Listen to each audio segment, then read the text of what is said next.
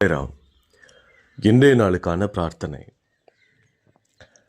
நம்ம லைஃப்பில் ஒவ்வொரு நாளையும் ஒரு பாசிட்டிவோட ஸ்டார்ட் பண்ணுறது எந்த அளவுக்கு முக்கியம்னா, அந்த நாள் ஃபுல்லாகவே நீங்கள் எடுக்கக்கூடிய ஒவ்வொரு முடிவையுமே அந்த ஒரு பாசிட்டிவ் தாட்ஸோடு தான் கொண்டு போகிறதுக்கு ஹெல்ப்ஃபுல்லாக இருக்கும்.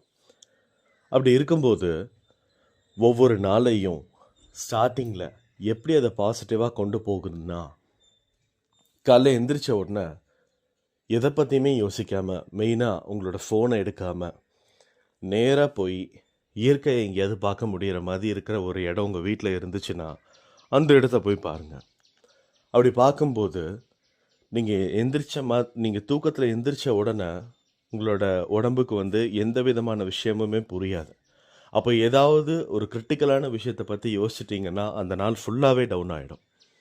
அப்போது ஏதாவது ஒரு இயற்கையான ஒரு இடத்த நம்ம பார்க்கும்போது நிச்சயமாக அந்த இடத்துல நம்மளுக்கு பல விஷயம் தோணும். ஏன்னா உங்களுக்கு அந்த இடத்துல நிறைய குருவி, கிளி, காக்கா இந்த மாதிரிலாம் பறக்கிற அந்த விஷயத்தை பார்க்கும்போது நிச்சயமாக மைண்டில் ஒரு ஃப்ரெஷ்னஸ் வரும். அப்படி ஒரு 5-10 நிமிஷம் நம்ம அந்த இடத்துல நின்று பார்க்கும்போது, சரி ஓகே இன்றைக்கி நம்ம என்ன பண்ணலாம் அப்படின்ற மாதிரியான ஒரு தாட் வரும்போது உங்களுக்கு ஆட்டோமேட்டிக்காக இன்றைக்கி என்னென்ன வேலை செய்யணுமோ அந்த வேலைகள் எல்லாமே மைண்டில் வரும். மைண்டில் வந்ததுக்கப்புறம் இது எல்லாத்தையுமே எப்படி பாசிட்டிவான வழியில் முடிக்கணும்னு நீங்கள் யோசிக்கணுன்னா, இந்த மாதிரியான விஷயங்கள் எல்லாமே இருக்குது, இதை எல்லாத்தையுமே சாயப்பா எனக்கு நல்ல வழியில் முடிச்சு தரணும். அதாவது நம்ம பண்ணணும்னு நினைக்கக்கூடிய வேலைகள், கடமைகள் எல்லாமே இதை தாண்டி வேறு என்னென்ன விஷயங்களை அவர் நம்மளுக்கு ஏற்படுத்தி கொடுக்குறாரோ அது எல்லாத்தையுமே பாசிட்டிவாக ஏற்றுக்கலாம். அதை தாண்டி வரக்கூடிய விஷயம் எதுவாக இருந்தாலும் பார்த்துக்கலாம். அப்போ உடனே சாயப்பா உங்களுக்கு ஏமாற்றத்தை தந்தாலும் நீங்கள் அதை தாங்கிக்கணுமா அப்படின்னு கேட்டால், நான் இதுக்கு என்ன சொல்லுவேன் அப்படின்னா, நீங்கள் ஒரு விஷயத்தை முடிவு பண்ணி வச்சுருக்கீங்க, இந்த மாதிரி தான் நடக்கணும் அப்படின்னு. அதுக்கான வேண்டுதலையும் நம்ம அவர்கிட்ட வச்சுருக்கோம், இந்த மாதிரியான விஷயம் இப்படி நடக்கணும் அப்படின்னு. அப்போது அந்த மாதிரியான விஷயம் உங்களுக்கு சாதகமாக நடக்காமல் போகும்போது நிச்சயமாக உங்களுக்கான ஏமாற்றங்கள் இருக்கும். அந்த ஏமாற்றத்தின் வெளிப்பாடாக ஒவ்வொரு விஷயத்தையுமே எதையுமே நம்பக்கூடாது. இந்த நாள் நம்மளுக்கு இந்த மாதிரி ஆயிடுச்சு, எல்லாமே நெகட்டிவாக போயிடுச்சு, நம்ம கை விட்டு எல்லாமே போயிடுச்சு அப்படின்றது யோசிக்கிறதுக்கு பதிலாக இது ஒரு காரணத்துக்காக தான் நடந்திருக்கு. இந்த காரணம் என்னன்றது நம்ம ஓரளவுக்கு யோசித்து பார்க்கலாம். ஒரு வேளை கிடைக்கலன்னா விட்டுறலாம். ஆனால் சாயப்பா நிச்சயமாக ஏதோ ஒரு காரணத்துக்காக தான் பண்ணியிருக்காரு. அந்த காரணத்தை ஏற்றுக்கிட்டு, அது எந்த காரணமாக இருந்தாலும் பரவாயில்ல, அந்த காரணத்தை ஏற்றுக்கிட்டு நான் என்னோடய லைஃப்பை நடத்துவேன். ஏன் இந்த ஒரு விஷயம் இல்லாமல் என்னால் இருக்க முடியாதா அப்படின்ற மாதிரியான ஒரு பாசிட்டிவ் தாட் உங்களுக்குள்ளே வச்சுட்டிங்கன்னா நிச்சயமாக உங்கள் லைஃப்பில் நீங்கள் எதையுமே டிபெண்ட் பண்ணி இருக்கக்கூடிய அவசியம் இருக்காது. அதனால் ஒவ்வொரு நாளையும் இதே மாதிரி பாசிட்டிவாக எடுங்க.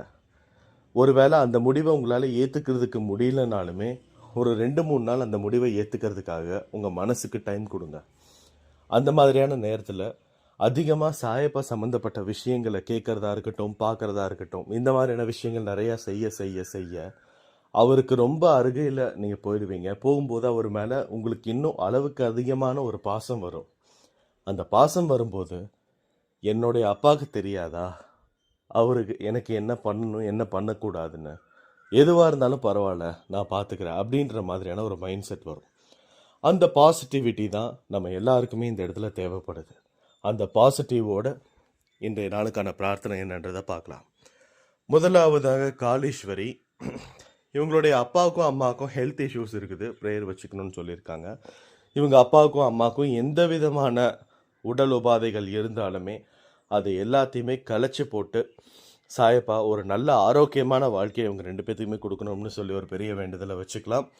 அடுத்ததாக அனோஜ் வினோதினி, இவங்களுக்கு என்னென்னா, அவங்களுடைய அண்ணா அவங்கள அப்பா மாதிரி தாங்கி பார்த்துட்டு வந்தார். பட் அவருக்கு இன்னுமே கல்யாணம் ஆகலை. ஸோ அவங்களுக்கு ஒரு நல்ல வரன் அமைச்சு கொடுத்து ஒரு கல்யாணத்தை நடத்தி கொடுங்க அப்படின்னு சொல்லியிருக்காங்க. நிச்சயமாக அவங்க அண்ணா ஒரு அப்பா மாதிரி அந்த குடும்பத்தையே தாங்கி பிடிச்சு இருக்கிறது ரொம்ப ரொம்ப பெரிய விஷயம். அப்படி இருக்கும்போது அவங்க குடும்பத்துக்கு அவங்க அண்ணா எவ்வளோ முக்கியன்றது நம்ம எல்லாருக்குமே தெரிய வருது. நிச்சயமாக உங்கள் அண்ணாக்கு ஒரு நல்லபடியான ஒரு ஒரு பெண் கிடைச்சிருக்கணும். அந்த பெண் வந்து அந்த குடும்பத்தை தாங்கி பிடிக்கக்கூடிய ஒரு பெண்ணாக இருக்கணும். ஒரு நல்ல வரனாக அமைஞ்சு நல்ல ஒரு கல்யாணம் நடந்து இவங்களுக்கு நல்ல நல்ல குழந்தைகளும் பிறந்து ஊர் போற்றும்படி அந்த குடும்பம் செழிக்கும்படி எல்லா விதமான சந்தோஷமான விஷயங்களுமே நடக்கணும்னு சொல்லி நம்ம சாயப்பா கிட்ட வேண்டிக்கலாம். அடுத்ததாக பிரியா வினோத், அவங்களோட அம்மாவுக்கு உடம்பு முடியாமல் இருக்குது. சீக்கிரமாக அம்மாவுக்கு வந்து மனசு நிம்மதியை தரணும்னு சொல்லி ப்ரேயர் வச்சுருக்காங்க. நிச்சயமாக அவங்க அம்மாவுக்கு இருக்கக்கூடிய எந்த விதமான ஹெல்த் இஷ்யூஸ் இருந்தாலுமே அதை எல்லாமே ரெக்கவர் பண்ணி கொடுக்குறோம். அது மட்டும் இல்லாமல் அவங்களுக்கு இருக்கக்கூடிய அந்த மன நிம்மதியை வந்து கொடுக்கணும்னு சொல்லி நம்ம சாயப்பக்கிட்ட வேண்டிக்கலாம். எவ்வளோ பெரிய கஷ்டமாக இருந்தாலும் அதை தாங்கி போகக்கூடிய ஒரு மனப்பக்குவத்தை இவங்களுக்கு கொடுக்கணும்னு சொல்லி நம்ம சாயப்பக்கிட்ட வேண்டிக்கலாம். அடுத்ததாக கமலம், இவங்களுடைய மகளுக்கும் இவங்களுக்கும் வந்து நிறைய விதமான பிரச்சனைகள் இருக்குதுன்னு சொல்லியிருக்கிறாங்க. அவங்க மகள் தான் பிரார்த்தனை வச்சுருக்கிறது. நிறைய விதமான விஷயங்களை அவங்க ஏற்றுக்க மாட்டேங்கிறாங்க.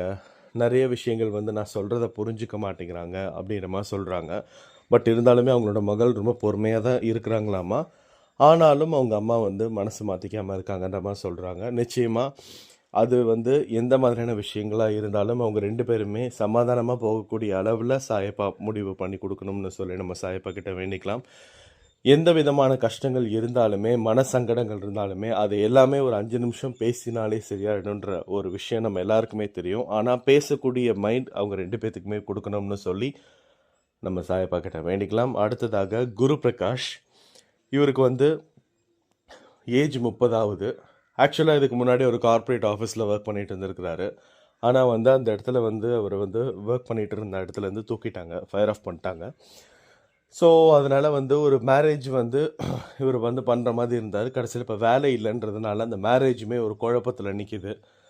அதனால் வந்து இப்போது வீட்டு சைடில் என்ன சொல்லியிருக்காங்கன்னா, மேரேஜ் ஒர்க் கிடைச்சதுக்கப்புறம் நம்ம வந்து மேரேஜ் பண்ணிக்கலாம் அப்படின்ற மாதிரி சொல்லி அவங்க பொண்ணு சைடு அக்செப்ட் பண்ணியிருக்காங்க. ஸோ இன்னொரு 7-8 மாதம் ஆச்சு இந்த ஒரு விஷயம் நடந்து. இப்போ வரைக்குமே அவருக்கு ஒரு சரியான வேலை அமையல. அதனால் அவங்க பொண்ணு சைட்லேருந்து கொஞ்சம் நிறைய ப்ரெஷர் பண்ணுறாங்க. அதனால் நிச்சயமாக அந்த பொண்ணு தான் இவருக்கு அமையணும்னு இருந்ததுன்னா கூடிய சீக்கிரத்திலேயே அவருக்கு ஒரு நல்ல வேலை கிடைச்சி எந்த விதமான கஷ்டங்களும் இல்லாமல் அந்த கல்யாணம் வந்து சுமூகமாக முடியணும்னு சொல்லி நம்ம சாயப்பக்கிட்ட வேண்டிக்கலாம். எந்த விதமான கஷ்டங்கள் இருந்தாலுமே அது எல்லாத்தையுமே தீர்த்து அவங்களுக்கு அந்த கல்யாணம் சுபிக்ஷமாக நடத்தி கொடுக்கணும்னு சொல்லி நம்ம சாயப்பக்கிட்ட வேண்டிக்கலாம். அப்படி நம்ம ஸ்ட்ரெயிட்டாக பொது பிரார்த்தனைக்கு போயிடலாம். இன்றைய நாளில் யார் யாரெல்லாம் பர்த்டே செலிப்ரேட் பண்ணுறீங்களோ, வெட்டிங் டே செலிப்ரேட் பண்ணுறீங்களோ அவங்க எல்லாத்துக்குமே ஒரு பெரிய விஷஸ். நிச்சயமாக சாயப்பாவோட ஆசீர்வாதம் உங்களுக்கு இருக்கும்.